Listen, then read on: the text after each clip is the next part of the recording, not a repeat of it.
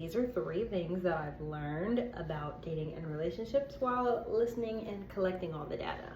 If you're in a space where you feel like you're in so much need and desire for a relationship, that's the best time to genuinely get a hobby and focus on yourself and pour into yourself, because there's nothing worse than feeling like you're in a season where you're just wanting to only be with someone else and you want that companionship, but you haven't poured into yourself yet. And this is a testament. I've experienced it. There's been seasons that I definitely wanted to just be all up about somebody else, but I was things in my life weren't going exactly how I wanted to, and I realized there was just areas that I could focus on myself and just enjoy being a woman and learning more about who I am as a person. Listen more and don't talk as much. Listening more is always going to be your best friend, because yes, while you can't always believe everything someone says, you do have to give them the opportunity to show you and lead with their actions, but people will always tell on themselves.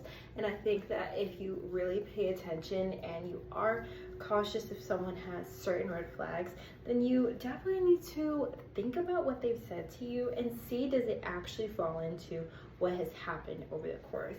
While yes, people can be indecisive, that indecisiveness can lead you to destruction, and having indecisiveness within your relationship is something that you don't want. Okay, so this one is for some of my girlies who maybe don't like to ask as many questions, but the best advice that I've heard is to ask more questions, but not only just ask more questions, ask insightful questions that will really lead you to what you are curious about and what you want to know. And it's better to be direct and ask the question that you actually want to ask instead of trying to skip around what you want to say or what you want to ask.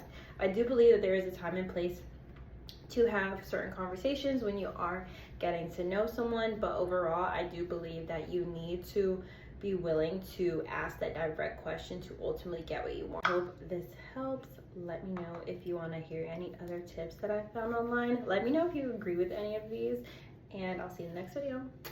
Bye.